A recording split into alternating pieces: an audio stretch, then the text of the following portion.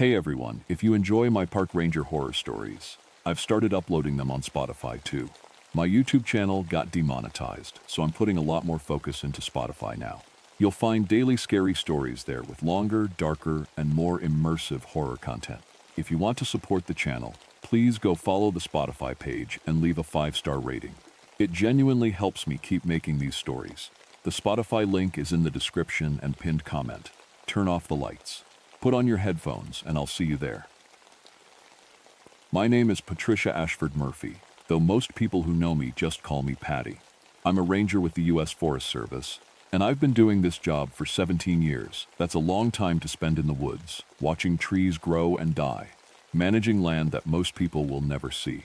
I work in the Tongass National Forest in Alaska, specifically in the Misty Fjords region near Ketchikan. It's beautiful country, the kind of place that makes you feel small.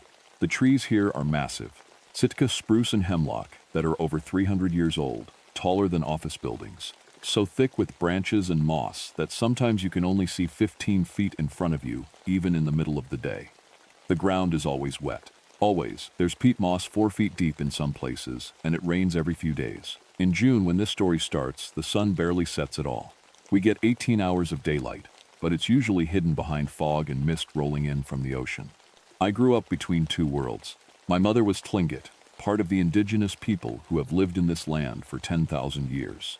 My father was Irish, a commercial fisherman who came north and never left. I lost him when I was young, and my mother raised me with stories about the forest and the spirits that live in it. She taught me the old ways, the respect you have to show the land. She died when I was 22, a stroke, sudden and final. I became a ranger because I wanted to honor what she taught me. I wanted to protect these forests the way my ancestors did, not by cutting them down, but by keeping them alive. The irony is, my job involved a lot of paperwork and management. Not as poetic as I'd hoped, but it was important work. By June of 2001, I was 44 years old. I had been married once to a fisherman like my father. He died in an accident when I was 26. I never remarried. Instead, I married the forest. That probably sounds strange to people who don't understand. But when you spend this much time in one place, when you know every creek and ridge and hidden valley, it becomes part of you. My ranger station was on the edge of the Punchbowl Inlet, about 40 minutes by boat from any real help. I had radio contact with other stations, but if something went wrong, I was alone. I'd accepted that years ago. The isolation didn't bother me. Sometimes I went weeks without seeing another person. I need to be clear about something. I believed in the stories my mother told me. The old Tlingit stories about spirits living in the forest, about guardians that protected sacred places. But I thought they were metaphors, you know? Beautiful stories that taught lessons about respect and nature. I didn't believe in literal spirits that could kill people. I was a scientist.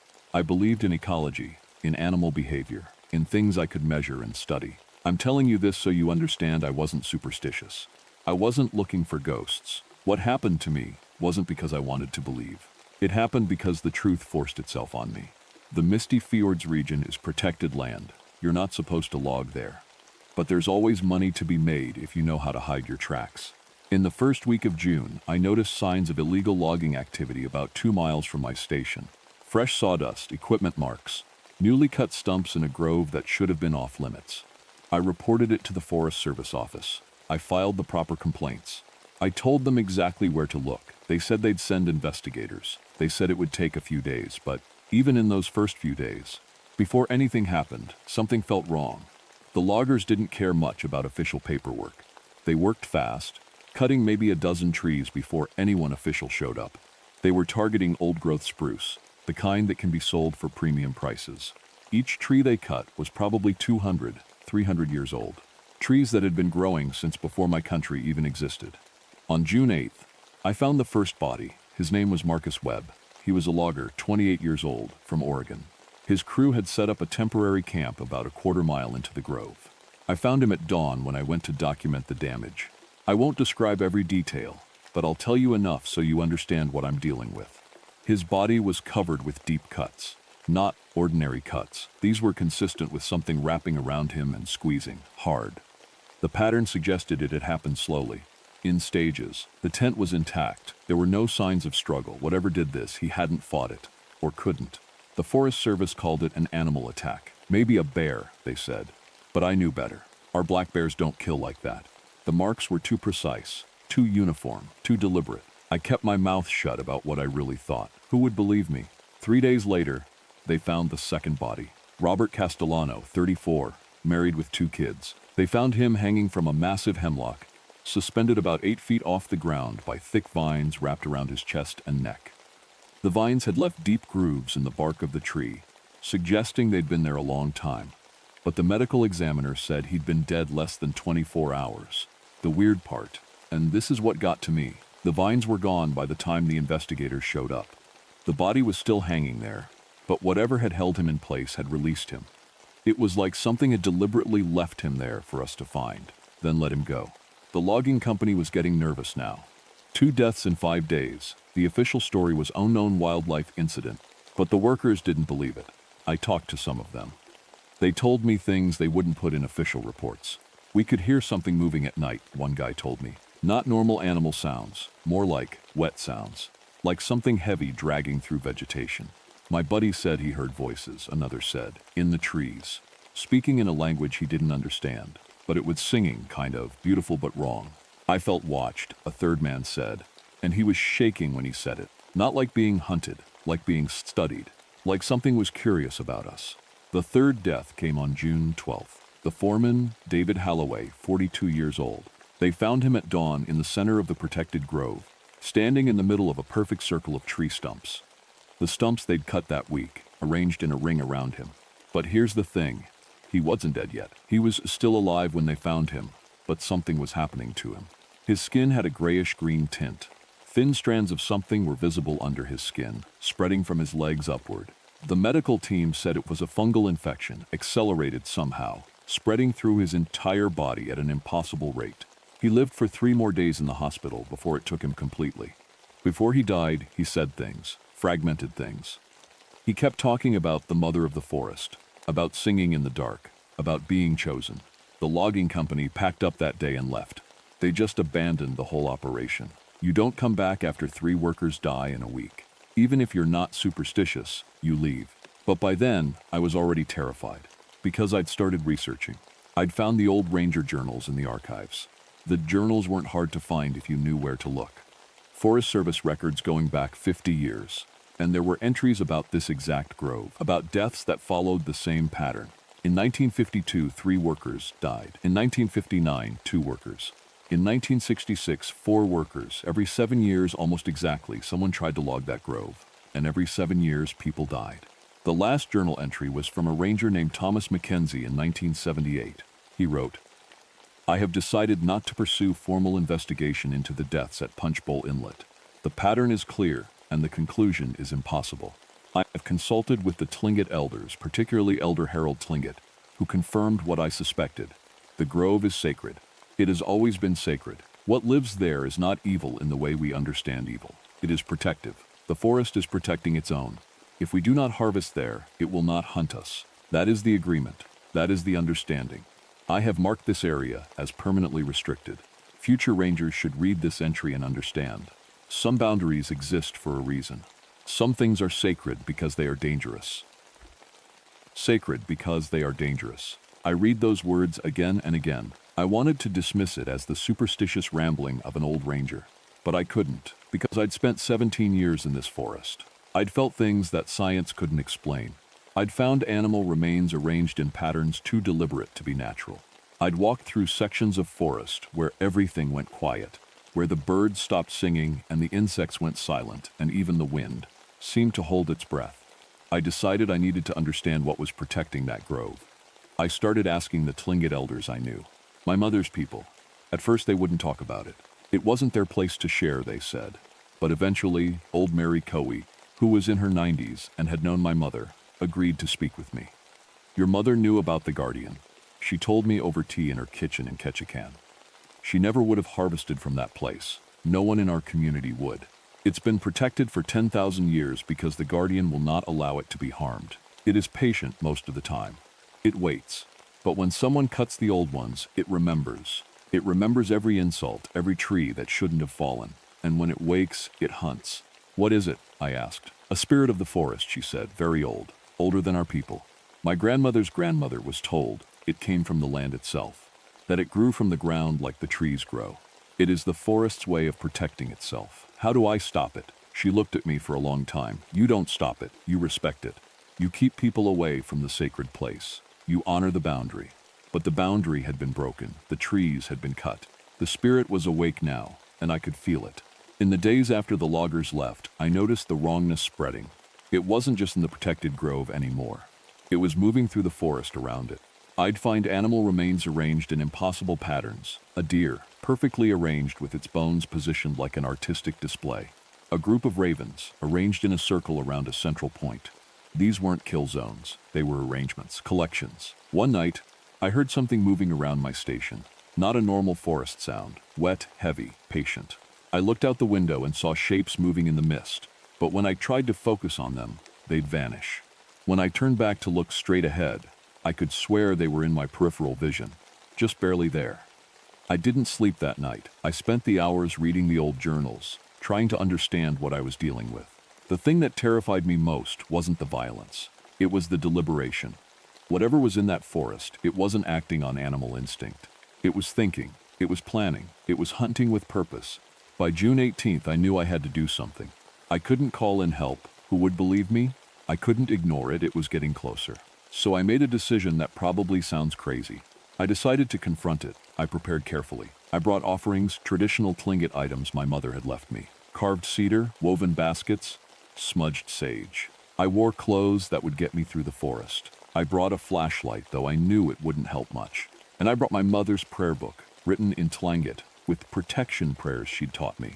I walked into the sacred grove at dusk on June 18th. The forest was different in there, darker, even with the perpetual Alaskan twilight. The air was thick, harder to breathe. The mist was denser, with a slightly greenish tint that made the whole world feel sick. Every step made sound, the wet ground squelching beneath my boots, my clothes brushing against branches. Sounds that would normally fade into the forest felt magnified, drawing attention. I walked for what felt like hours, but was probably only 30 minutes. Time moved differently in that place. Eventually, I reached the center, a clearing surrounded by the stumps of freshly cut trees. And then the mist moved, not like wind, like something intelligent was pushing it aside. The air grew cold.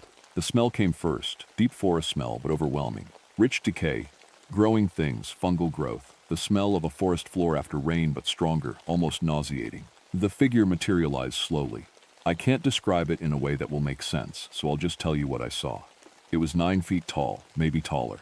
Its body was made of the forest. Branches formed a skeleton, held together by vines that moved like muscles. Moss covered everything like skin, thick and wet and dark green. Its hair was made of hanging roots and vines that moved with their own life. Where its face should be, there were fungal growths that somehow formed features, eye-like shapes, something like a mouth, textures and patterns that hurt to look at.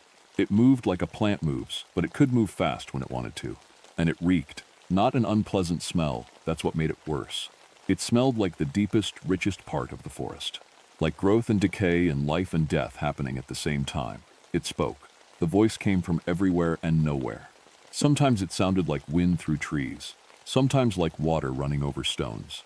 And sometimes it sounded like words. Ashford, it said, you have the smell of her, the priestess. It was calling me by my mother's name, or rather, referring to my mother. You're the guardian, I said. My voice shook. You're protecting the grove. Protecting, it said, and there was something almost amused in the way it said it. What else would I do? These trees were here before your people. They will be here after your people are gone. They do not belong to you. They belong to the earth that grew them. The vines moved closer. I could feel the air shifting around them. The ones who cut, it continued. They took without asking. They took without respecting. The earth does not allow this. They're gone now, I said. They've stopped. The grove will be protected. Yes, it said. Because I showed them what the earth protects. But you, and here the vines reached closer, wrapping around my legs. You have the blood of my priestess. Your mother knew the way. She taught you. Yet you let them come. You did not stop them. The vines pulled, and I fell to my knees. They were cold and wet and stronger than anything human. I could feel them trying to pull me deeper into the forest, into itself. I opened my mouth and did the only thing I could think of. I started praying, in Tlingit, the words my mother taught me. Ancient prayers for protection, for clarity, for respect. The vines hesitated. I kept praying. I recited every prayer she'd ever taught me. I called on the ancestors. I acknowledged the sacred nature of the grove and the spirit protecting it. I showed respect the way the old people did. Slowly, incredibly, the vines released me.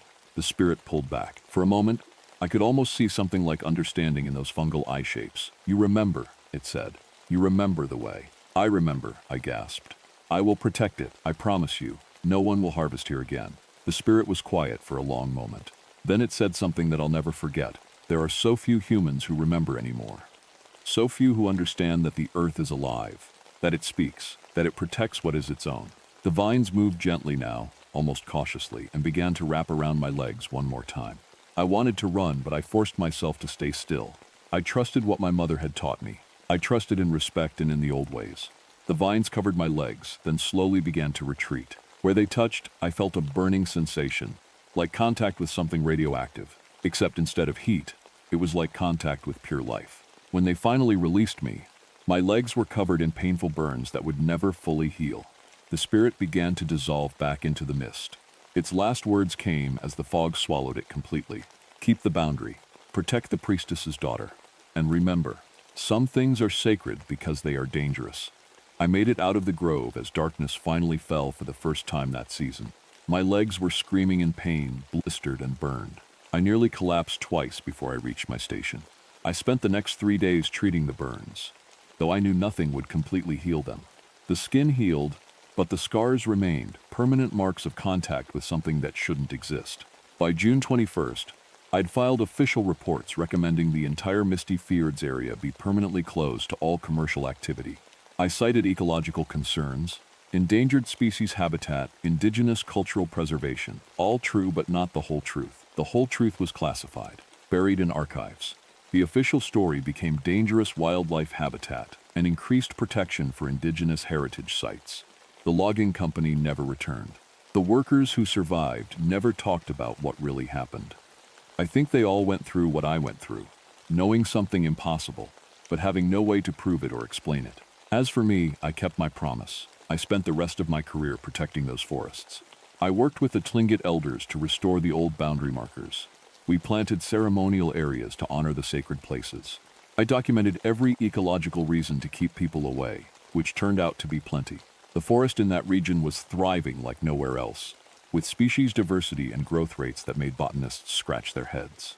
I still feel the burns on my legs. 17 years later, they still itch on certain days. On those days, I think about the spirit in the forest. I think about my mother and the knowledge she tried to pass on. I never saw the spirit again after that night, but I felt it sometimes. A presence in the forest, watching, patient, waiting. You know what I learned from all this? My mother was right all along. Some things are sacred because they're dangerous. Some spirits are real and they deserve respect. And some forests remember every tree that falls. Before I retire next year, I'm leaving detailed instructions for the next ranger who takes this post. I'm writing it all down, the history, the patterns, the agreement I made with the spirit of Punchbowl Inlet. The forest is alive. It's always been alive. And it's very, very good at protecting what belongs to it. My name is Richardson Hawthorne, but everyone calls me Rich. I'm 50 years old, and I've spent the last 22 years as a ranger in the gates of the Arctic National Park in Alaska. What I'm about to tell you happened in the late summer of 1996. I've never talked about it publicly before, but I'm getting older, and the truth deserves to be heard. I chose this job because I wanted to disappear, not in the way you might think. I didn't run here to die. I ran here because dying seemed less painful than staying where everyone knew my name and my failures. My marriage had fallen apart. My son wouldn't speak to me. The military had finished with me after 20 years of teaching Arctic survival to soldiers who would probably never need it. So when the Park Service offered me the remote position in Friedman Valley, 120 miles from the nearest town, reachable only by plane or helicopter, I took it without thinking twice. The cabin sits in a vast empty place. Imagine looking in every direction and seeing mountains, tundra, and sky. No roads, no neighbors, no one can just drop by. In summer, the sun barely sets. In winter, it barely rises. By August, when this story really begins, the Arctic summer was already dying.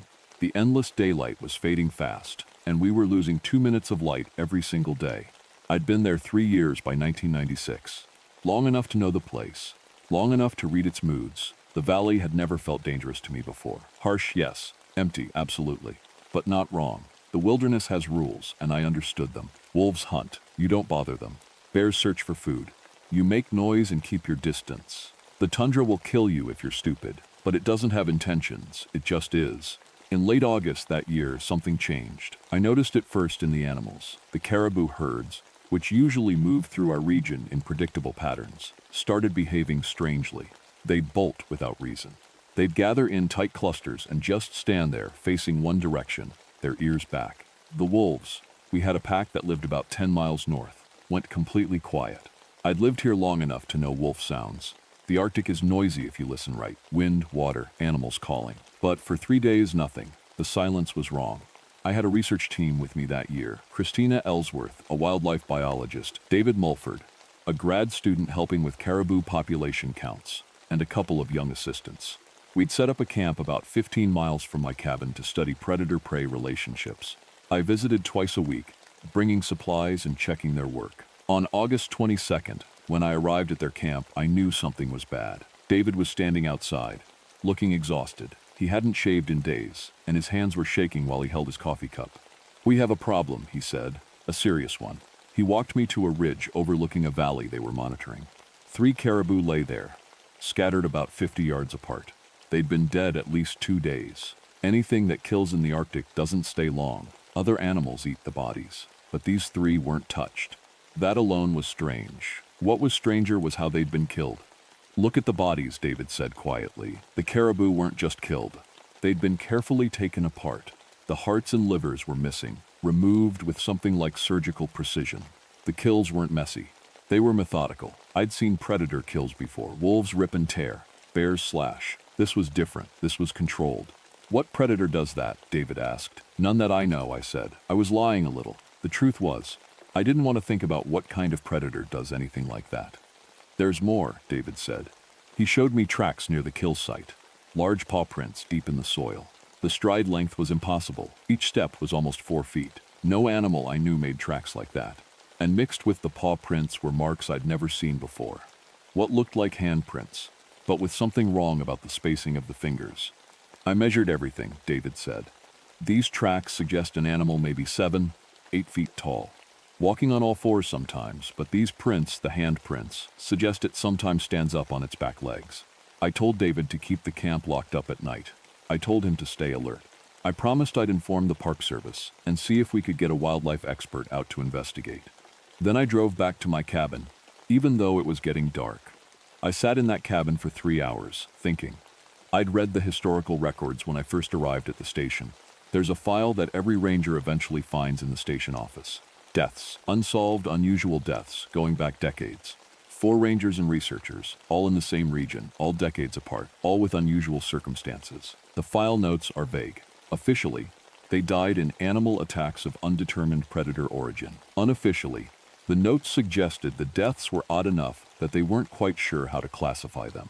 I'd read those files and dismiss them as old records from inexperienced rangers who didn't understand how dangerous the Arctic already was without imagining monsters. That night, sitting in my cabin listening to the wind, I didn't feel so confident. Christina Ellsworth was 32, brilliant, dedicated, and kind. She had photos of her family on her desk at the camp, parents in Denver, a sister in Seattle.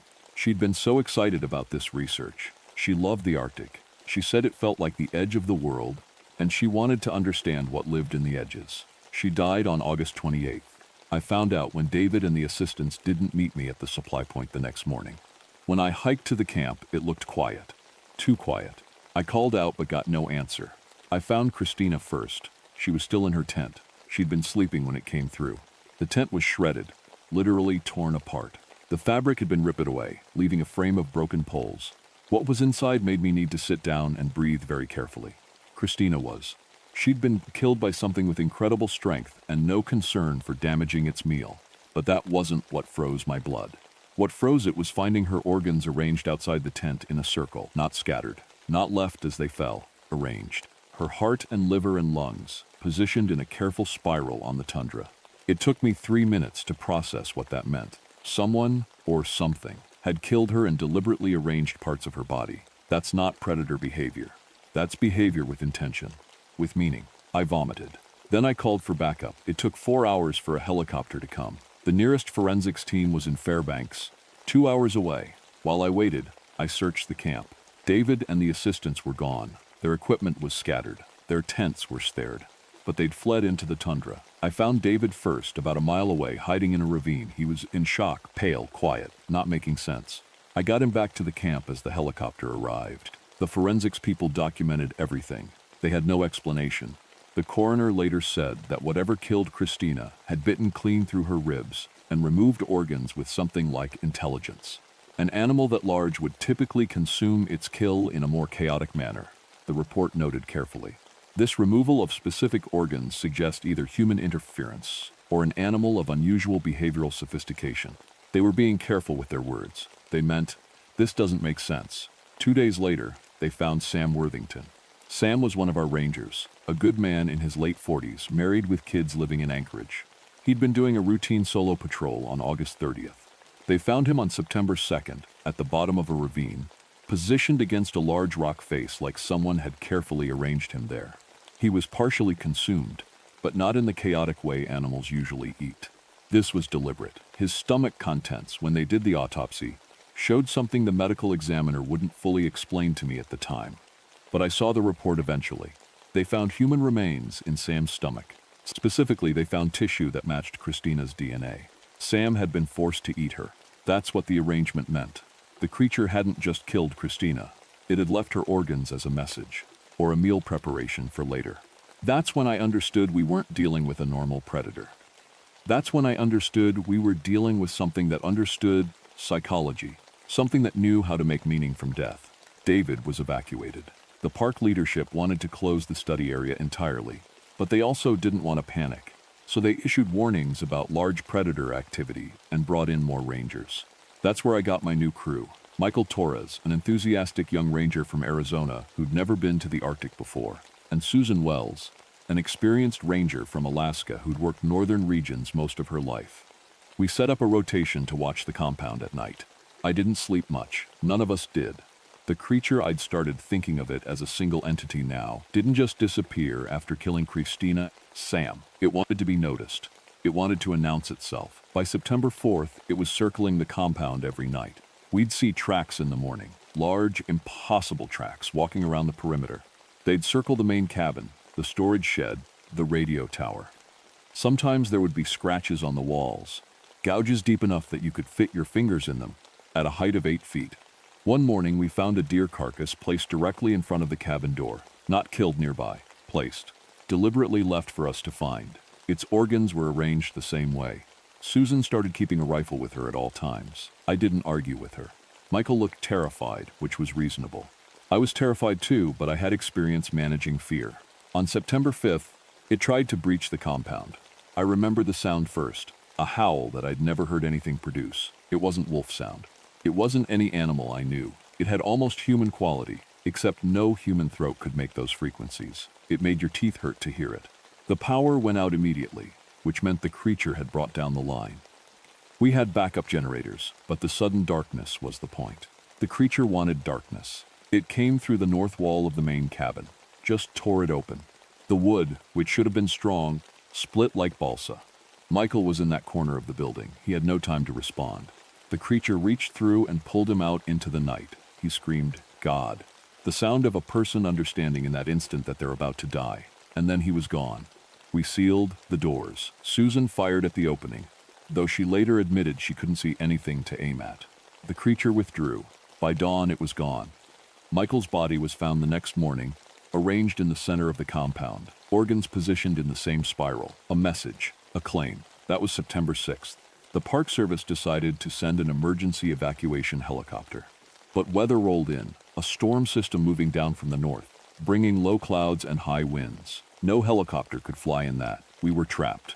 I spent that night reviewing all the old records again. The file I dismissed when I arrived. 4 deaths over 50 years. I mapped out the dates. 1957, Ranger Charles Hayes, 1968, researcher Martin Cole, 1976, no death that year, 1985, Ranger Patricia Moss Waite. Not every 11 years exactly. Let me recalculate. 1957 to 1968, 11 years, 1968 to 1985, 17 years. But maybe something happened in 1976 that wasn't reported as a death. Maybe someone Survived, 1985 to now. 11 years. If the pattern was real, we were in the window. And if the pattern held, the creature was here specifically because of the calendar. Because of hunger on a schedule. I called Susan and told her my theory. She listened without interrupting. So you think it comes back every 11 years to kill someone? She asked. I think it hunts on a cycle, I said. And we're in the cycle. Then we need to leave, Susan said. We need to try that evacuation. But the weather wouldn't clear. We were stuck until September 8th at the earliest, according to the forecast. The creature had already taken 3 people. It had made its intentions clear. On September 7th, it appeared during daylight. Susan and I were outside doing inventory, maybe 50 feet from the cabin. We both saw it at the same time, standing on a ridge about a quarter mile away. It was tall, maybe 8 feet, standing on 2 legs. The shape was wrong, too many angles, proportions that didn't match any animal I knew. Even from that distance, I could see features, antlers that spread like a crown, something like a snout, but with intelligence in the face. Real intelligence. It looked at us. I swear I felt it looking at us. It was appraising, judging. Then it opened its mouth and made a sound, not quite a howl. Something between a roar and a scream, but with structure to it, with something almost like words. It was the most disturbing sound I'd ever heard because my brain wanted to understand it. Wanted to believe it was language. Then it turned and moved back into the tundra, moving with a strange loping gait that covered ground impossibly fast. That was it, Susan said quietly. That's the thing. We went inside and locked the doors. By September 9th, the weather cleared. A helicopter could arrive by afternoon, but we had one more night. I made a decision that probably seems insane in retrospect. I decided to track it. Susan told me not to go. She was right to tell me not to go. But I couldn't just sit in that cabin waiting for it to come back. I couldn't wait for it to decide whether we lived or died based on its hunger schedule. I had a rifle, supplies, and a tracker's knowledge of the land. I had to try. If you're not back by dawn, I'm calling the evacuation early, Susan said. If I'm not back by dawn, get out, I said immediately. Don't wait for me. I followed the creature's tracks into the tundra. This was stupid. I knew it was stupid. But I've learned that sometimes you have to face the thing that frightens you, even when facing it might kill you. The tracks led north, toward the valley where the research camp had been. The creature was leading me deliberately. I understood that. It could have circled back and attacked me any time. It could have ambushed me from the rocks. Instead, it left a clear trail, almost like an invitation. It took me 3 hours to reach the valley. By that time, the Arctic light was getting strange, not quite dark, not quite light. That eerie twilight the Arctic gets in late summer. The creature was waiting in the center of the valley. Up close, in whatever light was available, I could finally see it clearly. It was roughly 10 feet tall, maybe 11. The body was a horrible combination of things. The lower half looked like a moose or elk, massive and muscular, with digitigrade feet like a wolf's. The upper half was broader, with arms that had hands with fingers spread too wide, claws extended. The antlers were the worst part. They spread 6 feet or more, but the points were arranged in an unnatural pattern, not the symmetrical crown of any normal ungulate. Its face combined predatory features with something intelligent, eyes that knew things, a snout with visible teeth. But in those eyes there was recognition, understanding. This creature wasn't an animal. It was something that had been human once, maybe, or something equally aware. It smelled like old blood and something else, something like ozone, like electricity, like winter at the end of the world. You came alone, it said. The voice wasn't from its mouth exactly. It was the howl again, those multi-layered sounds. But my brain translated it to words. It was speaking in a language beneath language, concepts arriving in my mind as meaning rather than sound. Why? I asked. Because you understand this place, it said. Because you came here to be broken, and the Arctic is breaking you properly. Because you are alone like I am alone, and hunger recognizes hunger. I raised my rifle. It didn't move. The gun will not harm me, it said. Bullets slow me, confuse me briefly. But I have eaten your kind for longer than your kind has written things down. Your weapons are toys. What are you? I asked. Old, it said. Older than your languages. I came to this place when it was colder, when ice was everything. The small peoples here, they knew to fear certain valleys. They told stories about the thing with too many teeth, the hunger walker. But your kind, modern kind, you don't listen to stories. You come to the Arctic thinking you are conquering it. I teach you that you are not. Why kill them? I asked. Why not just kill me? Because I am not finished teaching, it said. Your people think they are alone, think the Arctic is empty. I am making them remember that some places are not theirs. Some seasons belong to older things. It took a step toward me. I fired. The rifle report echoed across the tundra. The bullet hit it in the shoulder, and it screamed. That awful, multi-voiced scream, and the creature actually stumbled backward. I fired again. Once, twice, 3 times. Each bullet struck, and each time the creature made that terrible sound and moved backward. Go, it roared, its voice shaking. Go from this place. You have earned passage. Your blood bought it. And then it was gone. It didn't run exactly. It moved backward and just wasn't there anymore. Like it had stepped through a door I couldn't see. I stood there shaking, the rifle still raised, waiting for it to reappear. But the valley was empty except for me and the wind. I ran. I don't remember the full journey back, but I remember running, falling, scrambling up, running again. I remember my ribs hurting. I looked down later and found 4 parallel claw marks across my side, deep enough that I should have bled more than I did. The wounds were cauterized, like they'd been burned as they were made. The creature's claws were burning cold. I made it back to the compound at dawn. Susan was ready to launch the emergency evacuation. When she saw me bloody, torn, barely coherent, she didn't ask questions. She just helped me inside and started the radio. The helicopter took me to Fairbanks within 3 hours. Sepsis set in despite the extreme cold that should have slowed infection. I spent 4 weeks in the hospital fighting fever, delirium, and wounds that wouldn't heal properly. The doctor said the wounds were infected with something he'd never encountered before. Tissue damage was worse than the initial injury should have caused. I survived, but I wasn't the same after. The nightmares started immediately. Not standard trauma nightmares. These were different. I'd wake up feeling like the creature had been in my room, and sometimes I'd hear its voice in my head. Not words exactly, just a presence, communicating in ways I couldn't quite articulate when I was awake. When I was released from the hospital, the Park Service offered me a choice: reassignment or early medical discharge. I should have taken the discharge. A smart person would have. I took reassignment back to the station. I told myself it was to document what I'd experienced, to investigate further, to understand. But the truth is, I was obsessed. I needed to know what it was, where it came from, why it followed an 11-year cycle. Over the next 5 years, I spent every moment I wasn't on ranger duty researching. I reviewed historical records from other Arctic regions, Canadian archives, Siberian reports, Greenlandic folklore. There were stories, fragments of stories about territorial predators, about something that hunted not for food but for dominance, about an ancient thing that had been here when the continents were different. The Park Service eventually established protocols. Certain valleys are closed from August through September now. Rangers are warned about unpredictable large predator activity. The official story is that we discovered a previously unknown species in the area, and until we can document and study it safely, certain regions are off limits. The truth sits in a sealed file in the main office.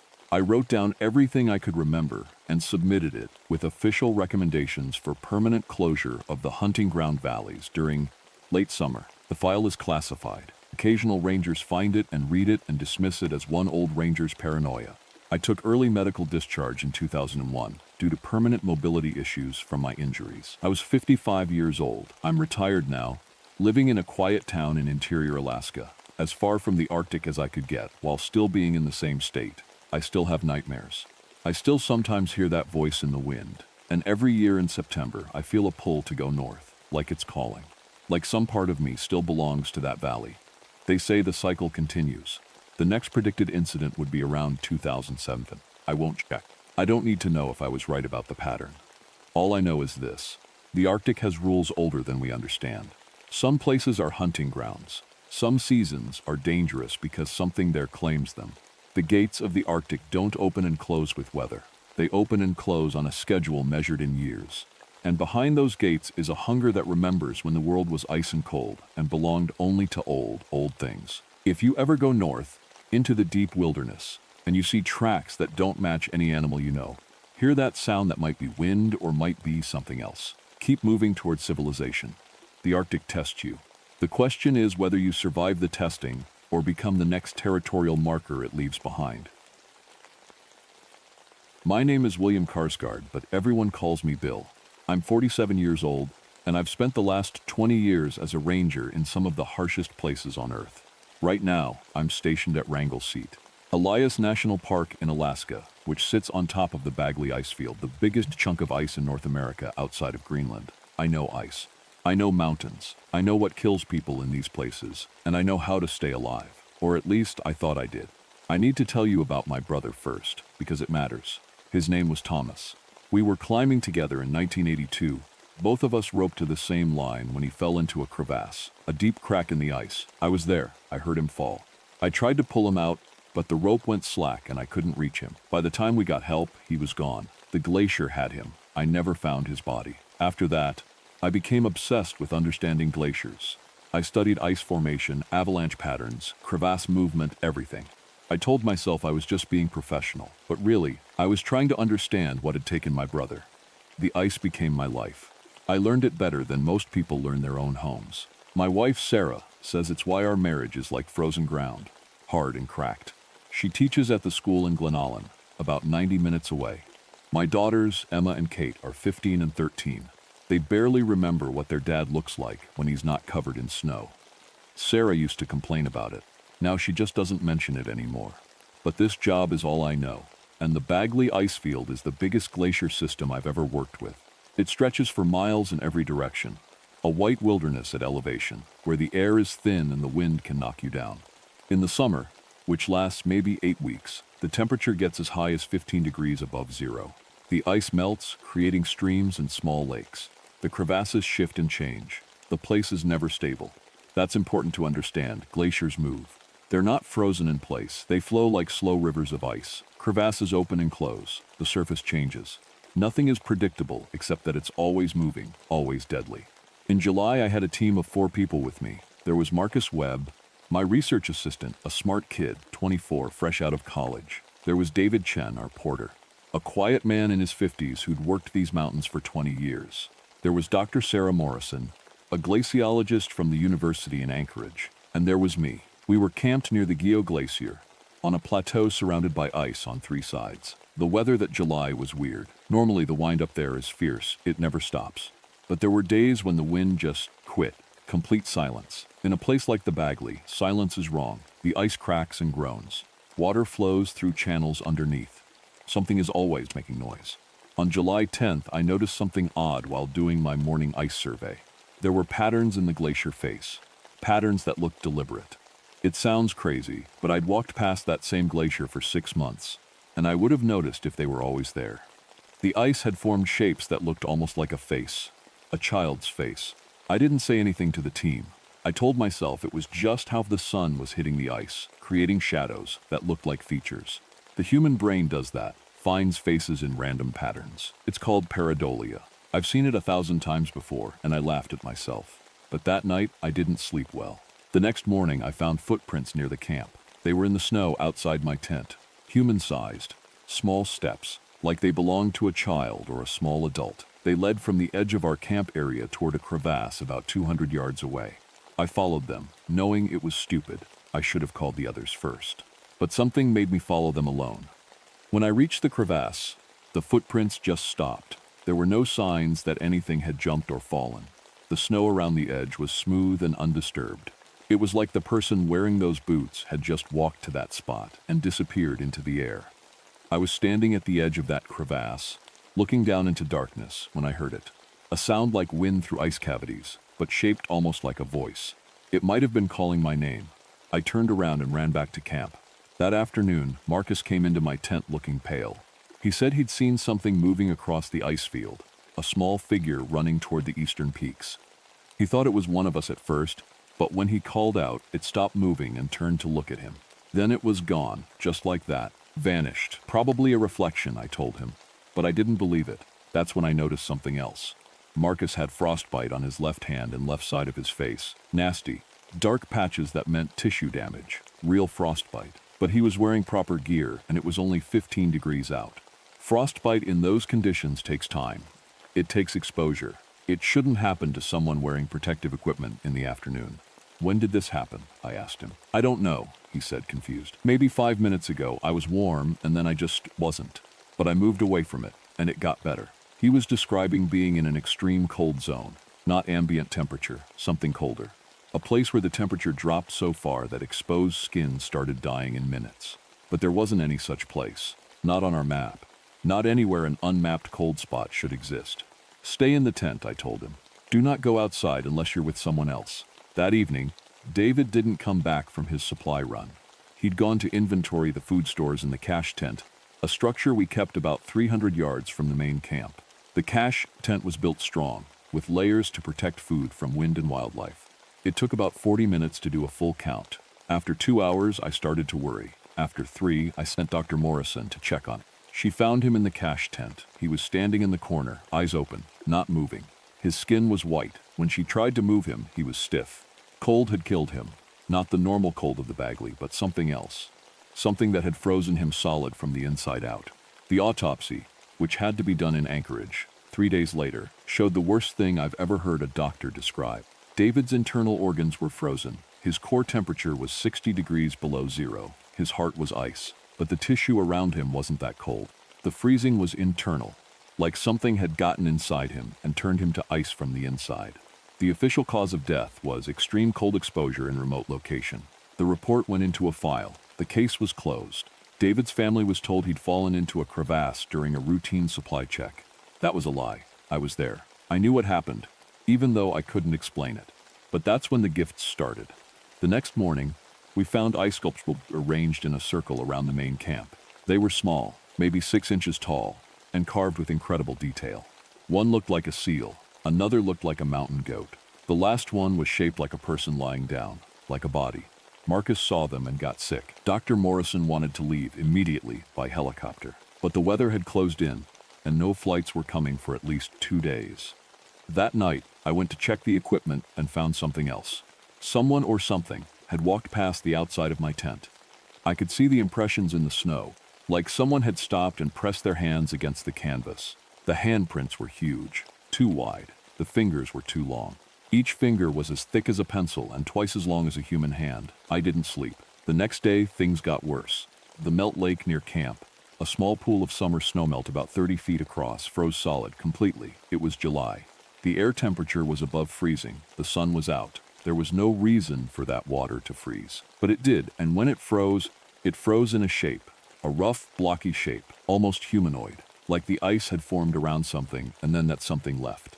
Marcus was getting more frostbite, small patches on his right arm now. He said he kept hearing a voice at night calling his name. Soft, like a child's voice, but something was wrong about it. Something that made your brain hurt to hear it. Morrison wanted to break down the camp and leave on foot if we had to. But walking out of the Bagley is a death sentence. The terrain is impossible. Crevasses are everywhere. Without proper equipment and planning, we'd die within hours. We were trapped, and the thing on the ice knew it. By July 24th, we had stopped pretending things were normal.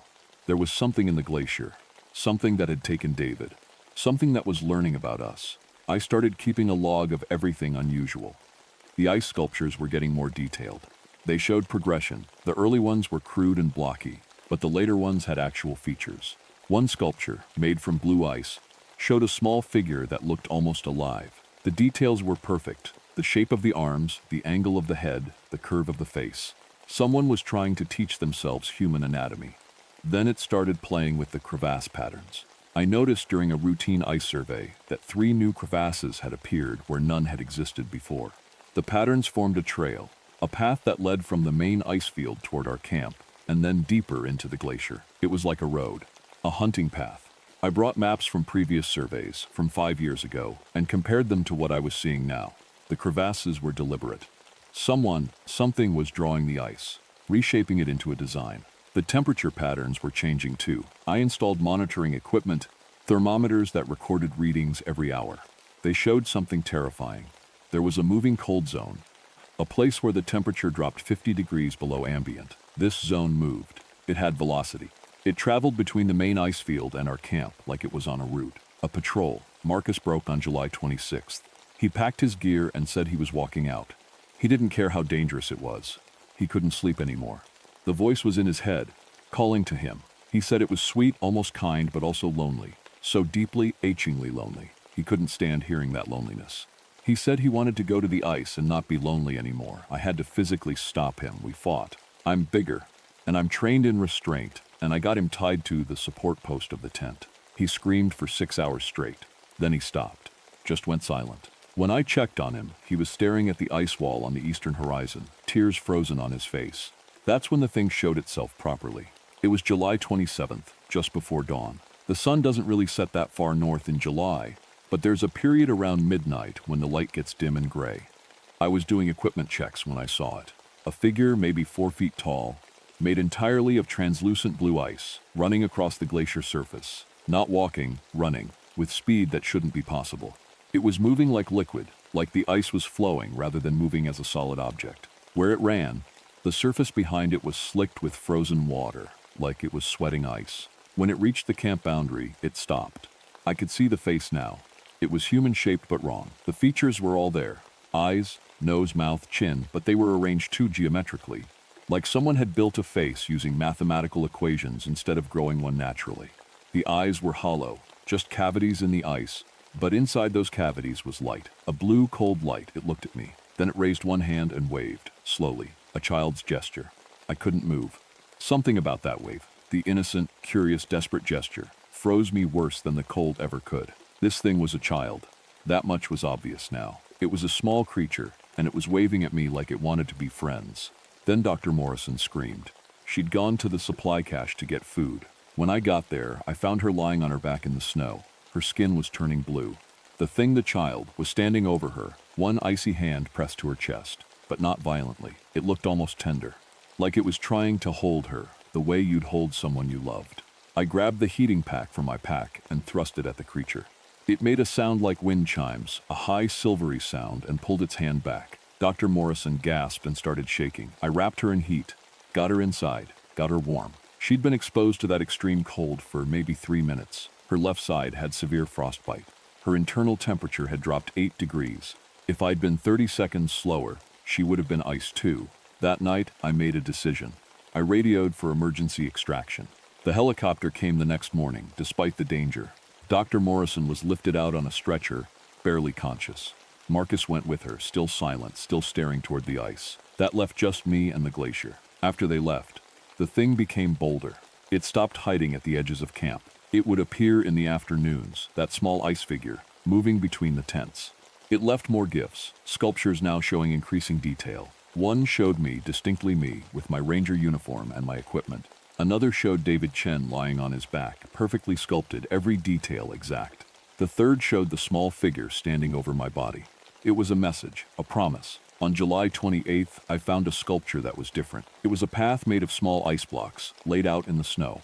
The path led from the camp directly to a large crevasse, one of the most dangerous ones on the glacier.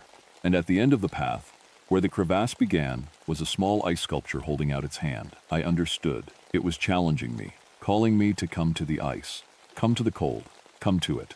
I should have left. The helicopter was scheduled to pick me up in 3 days. I could have just waited inside the tent. Stayed warm, stayed alive. Instead, I followed the path. I told myself I was doing it to understand, to get scientific data, to help the rescue effort. But the truth was simpler and darker. I was lonely too. The ice was lonely. We had that in common. The path led me to the crevasse, and when I stood at the edge, the thing emerged. It rose up from the depths, and as it came, it changed. It grew larger with every foot of ascent, the ice expanding and reforming. By the time it reached the surface, it was 9 feet tall, still humanoid, still with that child's face, but monumental, beautiful and terrible. The ice that made up its body was clear and perfect, and inside the ice was that blue light glowing from somewhere deep inside its core. Hello, it said. Its voice was a child's voice, but underneath it was something else, something old, something that had been alone for millions of years. Hello, I said back. Will you stay? It asked. In the ice. Will you stay cold with me? I don't understand warm, I don't understand your kind, but I want to. I want to understand. I could see tears, actual tears, forming in those ice cavities where its eyes should be. They froze instantly, turning to crystals that fell to the ground. That's when I understood the whole tragedy of it. The thing in the ice was conscious. It had been born in the deep glacier, formed from compressed ice and time, and something we don't have words for. It had slept for millennia, and in recent years, as the glacier had warmed and started to recede, it had woken up, it had become aware, and it had found itself utterly, completely alone. It didn't know how to be alive. It didn't know how to be anything except ice. And the warmth of human bodies, the heat we radiate, felt like life to it. It wanted to collect that warmth, to understand it, to keep it. But the only way it knew how was to freeze it into permanence, to preserve it in ice. It wasn't evil. It was a newborn, confused and desperate and lonelier than anything I'd ever imagined. I can't, I told it. I can't stay. I can't turn into ice. The thing made a sound like wind through a cave system. Anguish. Then will you come back? It asked. Will you come back to the ice? I was backing away slowly toward the warmth of the camp. The creature didn't follow me into the warmer areas. The edge of the extreme cold was distinct like a wall. The thing on the ice couldn't cross it. That's where its weakness was. I don't know, I said. And I meant it. I made it back to camp and sealed myself inside. That night, I heard the thing sing. It was a wordless song, beautiful and heartbreaking, and it made the ice crystals in the air form patterns. I could see the song forming designs in the frost on the tent walls. It was trying to communicate in the only language it had, the language of ice. At 4 a.m., the helicopter came back. The pilot said he'd gotten an emergency call, something about a researcher needing immediate extraction. It hadn't been me who called, but the message had gone through. I got on that helicopter and left the Bagley ice field behind. The frostbite on my left side required surgery. They had to remove 2 fingers on my left hand. The doctor said the tissue death was the deepest he'd ever seen. It went beyond what normal cold exposure could do. He asked how I'd gotten that kind of injury. I told him I'd been exposed to an extreme cold zone. I didn't explain what I meant. Marcus spent 2 weeks in psychiatric observation. Last I heard, he was in a facility in Anchorage, still not talking much. The doctors think he's having some kind of breakdown. But I know the truth. He heard the thing's loneliness. It got inside his head, doctor. Morrison lost 3 fingers and most of her feeling in her left leg. She gave up field work. She's teaching now at the university, and she doesn't talk about what happened. When I tried to contact her once, she didn't respond. David Chen's body was buried by his family. His death certificate says, accidental death due to crevasse fall. No one knows the truth except the people who were there. The Bagley ice field was officially closed to all expeditions and mountaineering activities. The official reason is hazardous ice conditions.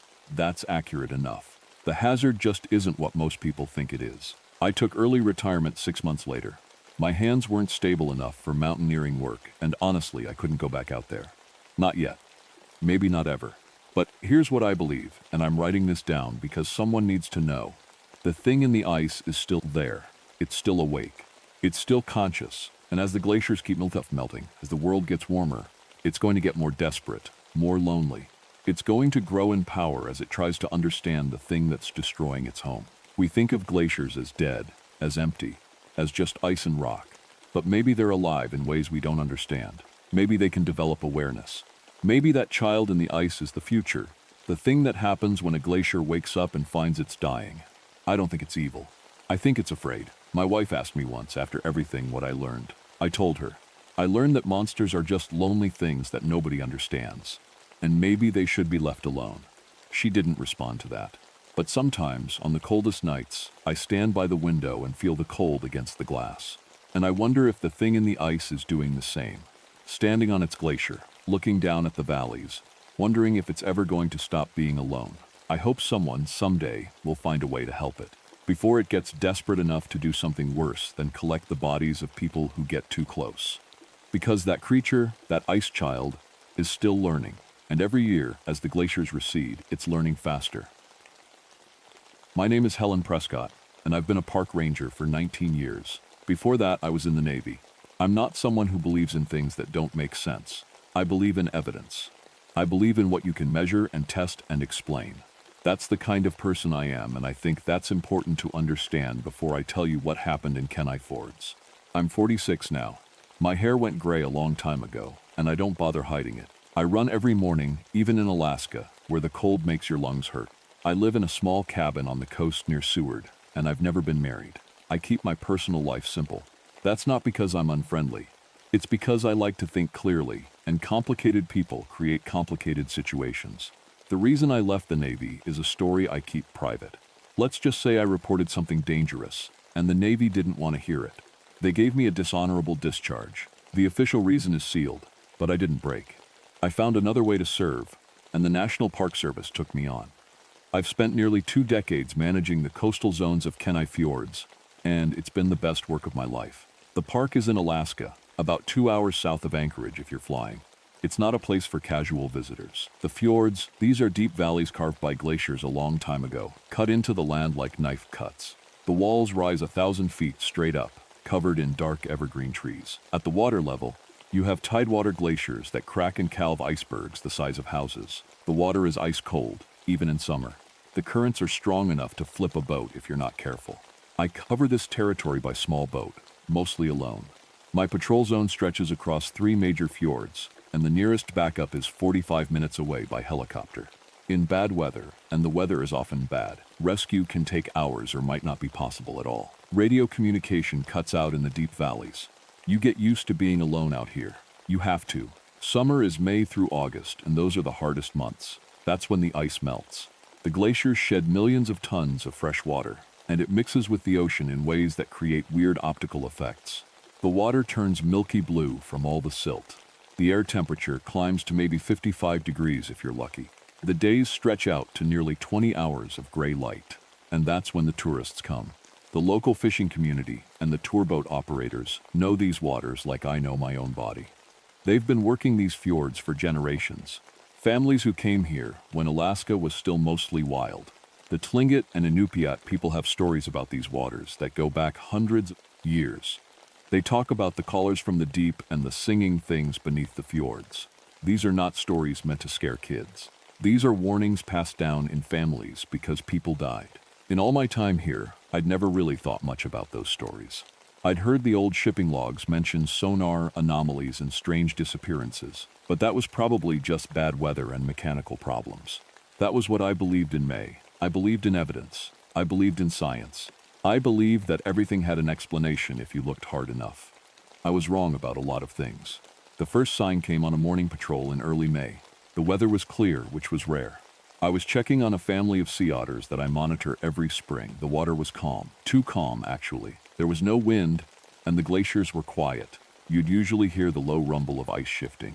But this morning, everything was silent. I cut the engine of my patrol boat and drifted. The water was that strange milky blue, and I could see maybe 30 feet down before it went opaque. I was making notes about the otters when I felt the temperature drop. Not the air temperature. I mean, the boat itself felt colder. The metal rails went from cool to actually cold, the way ice feels in your hand. I've been trained to notice details. It's part of being a good ranger, so I noticed, but I didn't understand what I was noticing. The water beneath the boat started to glow, just barely, a faint phosphorescence. It lasted maybe 10 seconds, then it stopped. The otters were gone, not just from sight, they'd vanished. They'd been there 5 seconds before, and then they weren't. No splash, no sound, just gone. I didn't write that down in my official report. I thought I'd imagined it. On May 15th, the fishing boat Sarah Marie didn't come back to port.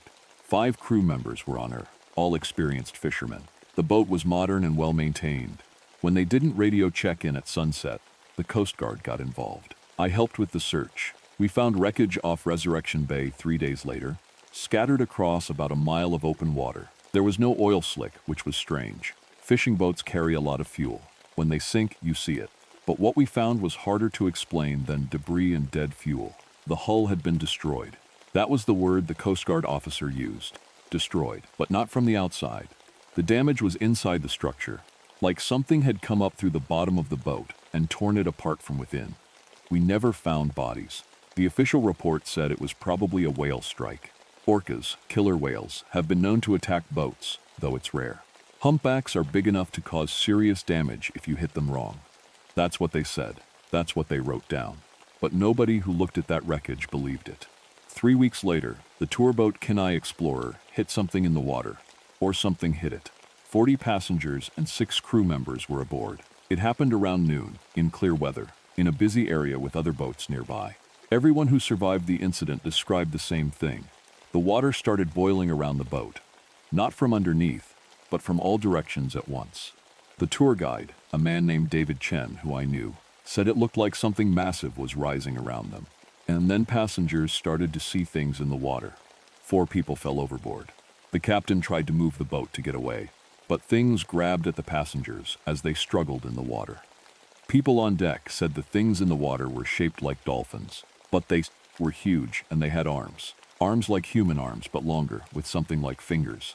By the time the rescue boats arrived, the 4 missing passengers were gone. The Kenai Explorer had scratches along its hull, deep gouges that looked like they were made by claws, but arranged in a pattern that was too deliberate, too organized. That's when I started paying attention. The Coast Guard sent a rescue swimmer named Marcus Williams. He was young, maybe 25, and he'd trained for exactly this kind of thing. They had to search the area, make sure there were no other survivors. Marcus went down in scuba gear. He found something in the water. To this day, nobody knows exactly what.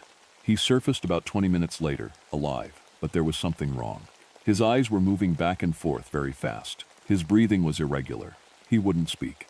They had to sedate him just to get him out of the water. I visited Marcus in the hospital in Anchorage. He was in a quiet room, and he wasn't really present. His eyes would track things that weren't there. The doctors said he was traumatized and might recover. They were wrong. Marcus died 3 weeks later. The autopsy showed bleeding inside his organs, but nobody could explain why. He'd been a healthy young man. There was no disease, no poison. Something in that encounter had broken him from the inside. After Marcus died, I started keeping my own records. Not the official ones, the ones that weren't in the regular reports. I reviewed the old shipping logs, the records going back 70 years. And there was a pattern. Every 10 to 12 years, there would be a cluster of disappearances.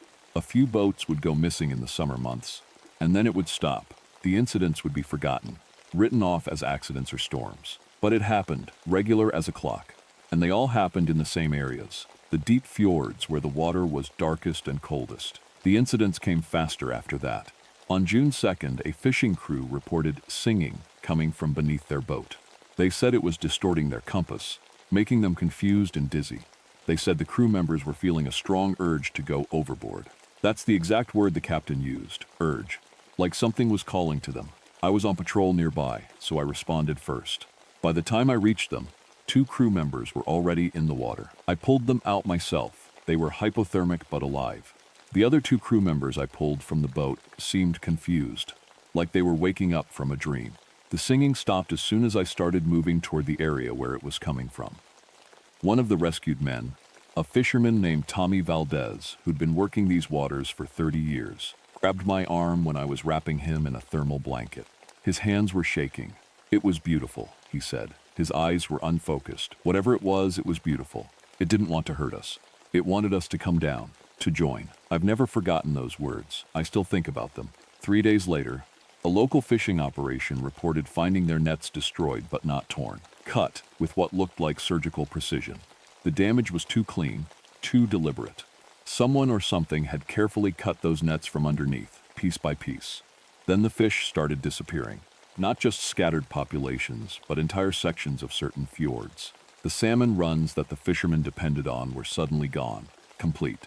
It was like something had moved through and removed every living thing, deliberately and completely. The town of Seward was getting scared. Fishermen started refusing to go out into the deep water. Tourism dried up because the tour companies canceled trips. The economy of the whole region started to collapse. People needed answers, and the authorities didn't have any.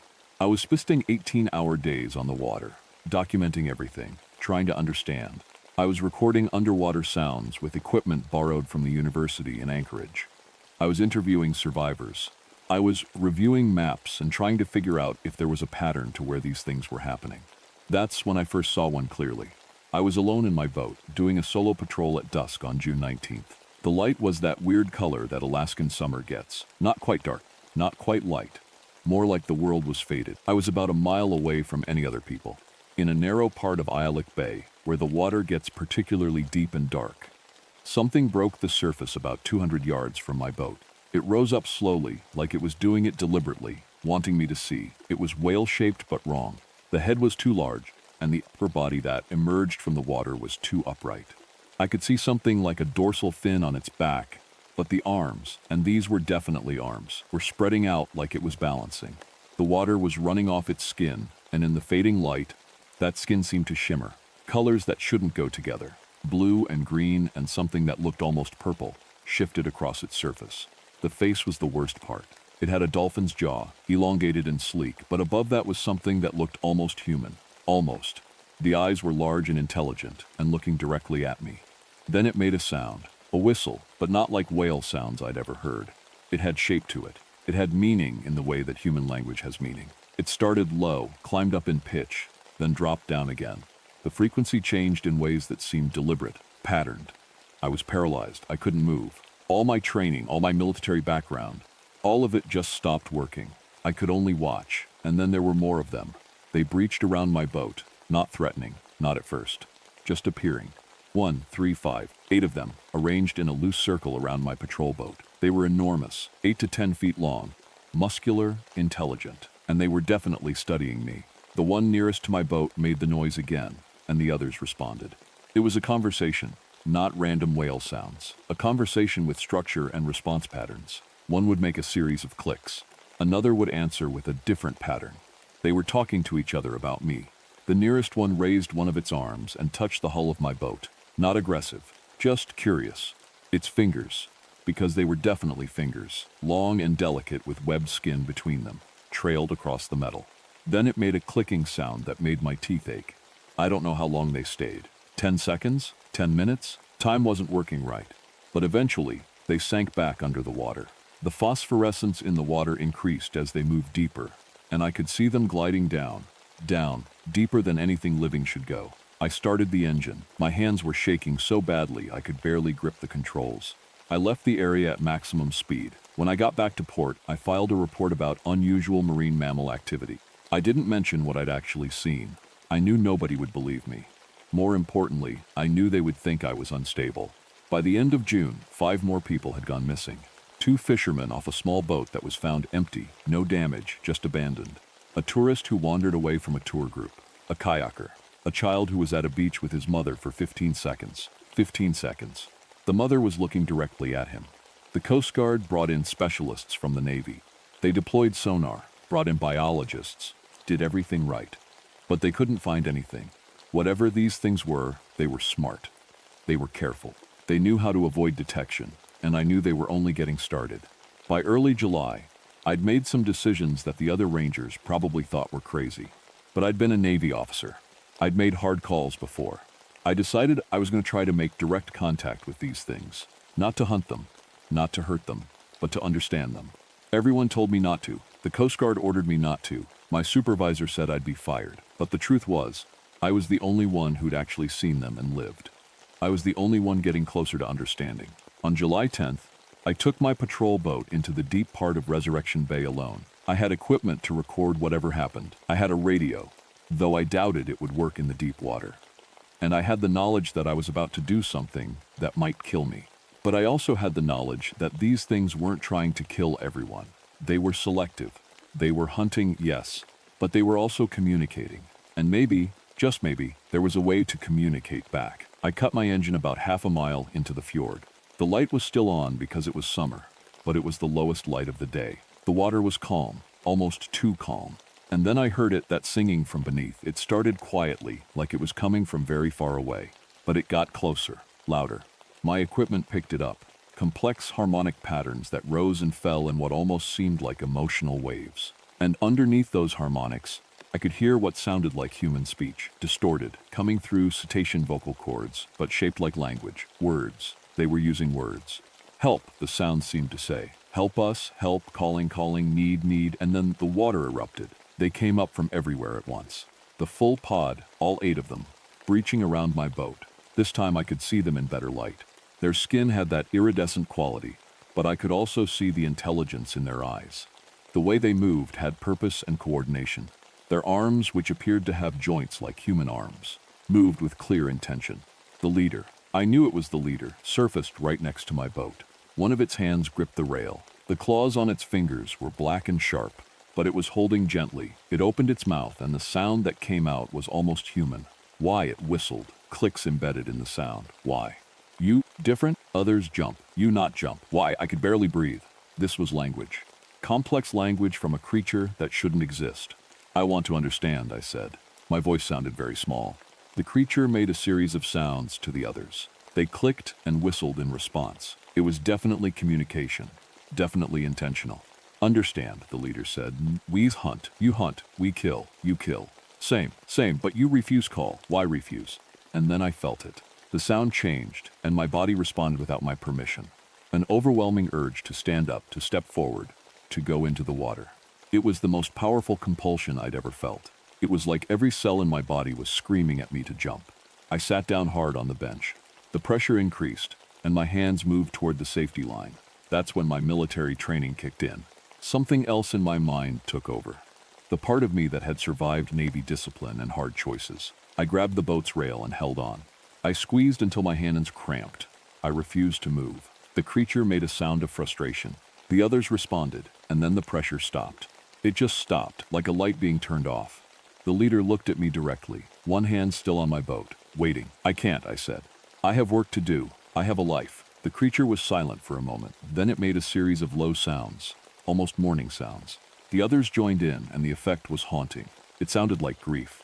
"We have work too," the leader said slowly. "We have life, but we drowning in your waste, in your noise, in your world. When we call, you must hear. When we sing, you must come. This only way we survive. This only way alone." And suddenly I understood. They weren't hunting for cruelty. They were hunting for communication. They were so intelligent, so aware, and they were so alone. The only way they could reach humans was to make us become like them. In the water, where they could touch us, where we might, for a moment, understand. They were trying to rescue us from being incomprehensible to them. "I understand," I said. The creature made a sound that might have been acceptance. It pulled its hand away from my boat. The leader turned, and the others gathered around. They began to sing, and this time it wasn't compulsion. It was beautiful, complicated and layered and heartbreaking. It was the sound of something trying to speak across an impossible distance. Then they sank back under the water. The phosphorescence traced their paths downward, and I watched until they disappeared into the darkness of the deep fjord. I was alone again, but I was changed. 3 days later, I made a recording. It's part of the classified file now, but I wanted to document what I understood. Here's what I said. These creatures are intelligent, possibly as intelligent as humans. They've been living in the deep fjords for longer than we've kept records. They communicate with each other through sophisticated language. They understand cause and effect. They teach their young, and they're desperate. The killings aren't cruelty. They're a language we don't understand. They've tried everything else to reach us. They've sung. They've shown themselves. They've tried to teach us how to survive in their world. The only response they ever get is fear. I believe they're attempting first contact. 2 weeks after my solo contact, the Park Service, working with the Coast Guard and the national government, made a decision. Certain fjords in Kenai would be declared permanently off-limits to civilian traffic. Tour boats would no longer be allowed in those areas.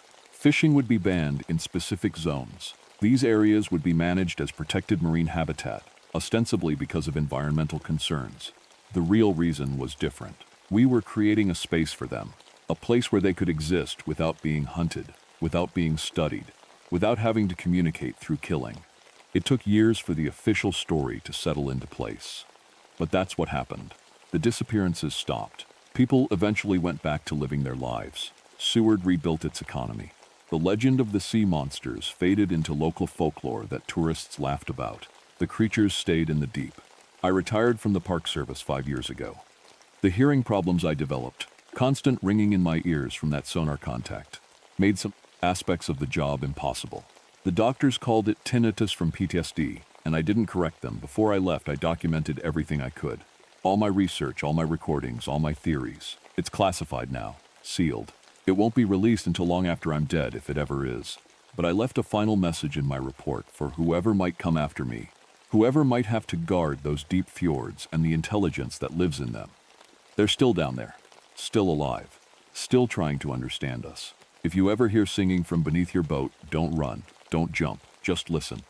Just acknowledge that something intelligent is looking at you across the vastness of what we don't understand about this world. Some doors, once opened, can't be closed. We opened one in Kenai Fjords. That's not necessarily a bad thing. It means we're not alone in this world. It means intelligence is stranger and more beautiful and more tragic than we ever believed. Don't kill them.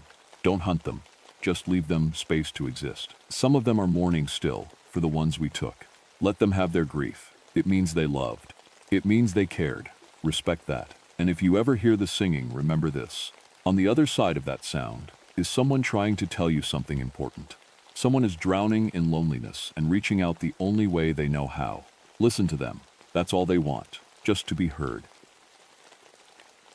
My name is Michael Thornton, but everyone calls me Mick. I'm 53 years old, and I've worked as a ranger for the National Park Service for 26 years. That's more than half my life spent in mountains, in wilderness, in places where most people won't go. I work in Denali National Park up in Alaska, specifically I managed the northern wilderness, the high country around Kantishna, where peaks push above 6,0 feet and the cold doesn't ask permission before it arrives. People sometimes ask why I chose this job. The honest answer is that mountains choose you, not the other way around. When I was 25 years old, I was a different person. I was a climber, really good at it. I had a partner named James Reeves. We did climbs together that most people only read about. One winter day in 1989, we went up a peak in the Cascades. There was an avalanche. James was caught. I wasn't. I stayed with his body for 6 days. Alone. That's a long time to sit with someone who's dead because of snow and gravity and the simple, stupid fact that we climbed that day. No magic. No mystery, just physics. After that, I stopped being a climber. I became a ranger instead. I figured if I understood mountains, really understood them, if I learned how they kill, maybe I could stop it from happening again. Maybe I could be the person who goes in when others can't. Maybe I could save someone the way I couldn't save James. The divorce came later. My ex-wife wanted me home. My son wanted a father who showed up. I wanted the mountains. We didn't fit anymore. Now I live alone in a ranger station 92 miles from the nearest town, up a rough dirt road that only works half the year. I like it that way. The quiet, the cold. The way Denali makes you remember that you're small. The station sits in a valley, and the ridge line rises up behind it like a wall. In October, my favorite month, the trees start dying, the first snow comes down, and the daylight shrinks. You get maybe 10 hours of sun. The rest is shadow and starlight. October 1st is when I notice the ravens acting strange. Ravens are smart birds. They're supposed to fly around and look for food and do normal bird things. But these ones, they gather on the ridge.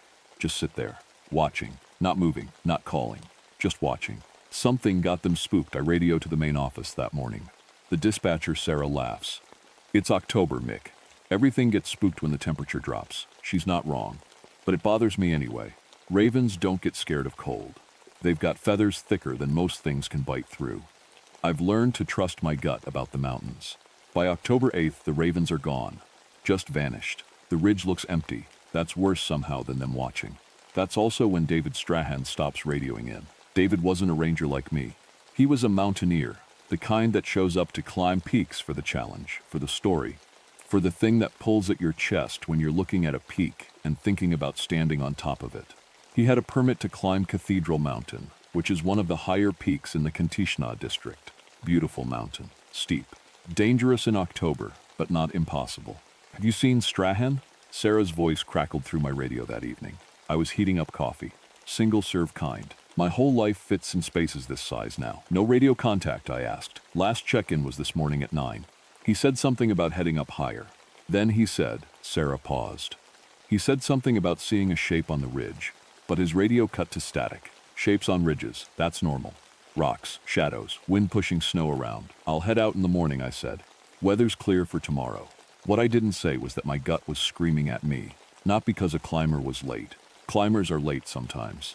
Weather changes. Plans change. No, it was something else. It was the wrongness of the silence. The ridge had stopped sounding like it always did. No wind sounds. No shifting ice. Just nothing. Like the whole mountain was holding its breath. That night I barely slept, and when I did, I dreamed about standing on a ridge and hearing James calling my name. The search team arrived by helicopter the next morning. Sarah came with them, along with 2 other rangers I knew from the main station. We met on a flat area near the base of Cathedral Mountain and started the climb at 11 a.m. It was cold, maybe 15 degrees. The sun was bright, which was good and bad. Good because we could see. Bad because the snow was hard and slick, and we had to move carefully on the slopes. We didn't have to move carefully for long. We found David about 2 hours in. He was on the peak, the very top, but he wasn't fallen. He was standing. Just standing there, perfectly balanced, with his arms at his sides. That's the first thing that hit me wrong. Dead people don't stand. Gravity doesn't work that way. If he'd fallen from above and died, he would have tumbled. If he'd climbed up there and had a heart attack or something, he'd have collapsed. He was standing. His face was frozen with an expression I'd never seen before. Not pain, not fear. It was like he was looking at something beautiful and terrible at the same time. Jesus, Sarah said, and I saw her turn away. The other rangers didn't move. They just stared. I did what I trained to do. I checked for a pulse. His skin was cold, colder than it should be even in this weather. Much colder. No external injuries, I reported. My voice doing the professional thing. The thing that lets you function when your brain is screaming something is wrong. What killed him? One of the rangers asked. That was the question nobody could answer. The coroner came up the next day. She looked at David for maybe 30 seconds before she started talking about internal hemorrhage. Massive bleeding inside his body, but no cuts. No bruises, nothing outside that would cause it. It's like his insides exploded, she said, and then she looked uncomfortable for saying it out loud. What could cause that? Sarah asked. The coroner shook her head. Extreme impact, falling from a great height, being hit very hard by something. But there's no evidence of any of that. She also mentioned something else. Something that made me stop listening for a moment. His blood is crystallized in his veins, she said quietly. I've never seen that before. Not from cold, from something else. We got David down the mountain that afternoon. The official report said he'd fallen. Case closed. But the case wasn't closed. On October 10th, Ranger Thomas Jacobson went out to document the scene for the report. Against protocol, he went alone. Everyone was tired. Everyone wanted to think it was just a tragic accident, so we let him go. He came back 6 hours later, walking like a drunk man, talking to people who weren't there. We found him wandering about 4 miles from Cathedral Mountain, confused about where he was. His lips were blue. His tongue was swollen. His eyes weren't focusing right. Extreme dehydration, the coroner said when she checked him over. But how? In this cold? People don't. He said he was only out for 2 hours, Sarah interrupted. He knows he was only out for 2 hours. But we knew better. The sun had moved across the sky. It had been 12 hours. Thomas didn't remember the 6-hour gap. When I asked him what he'd seen, what he'd done, he just shook his head and looked at the ground. There was something, he whispered. Something on the ridge. I remember looking at it, and then it was getting dark. We evacuated Thomas to the hospital.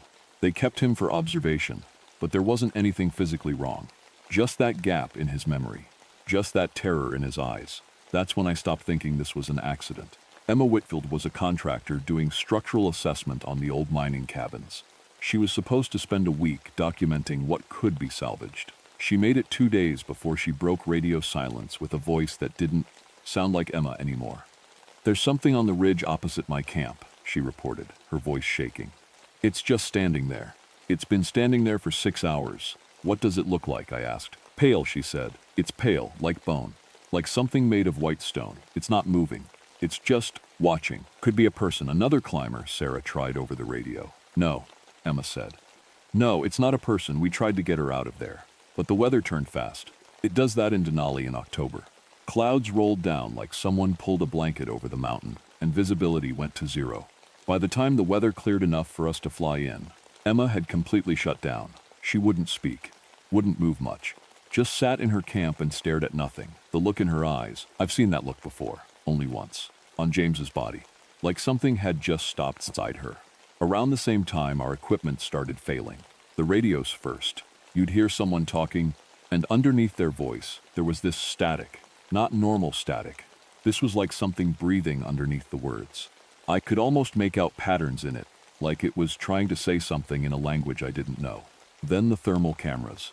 They were showing heat signatures where nothing should be hot. On the ridge, on the rock faces. Places where nothing living should be. The GPS units got weird too. They'd show our coordinates drifting across the map in ways that made no sense.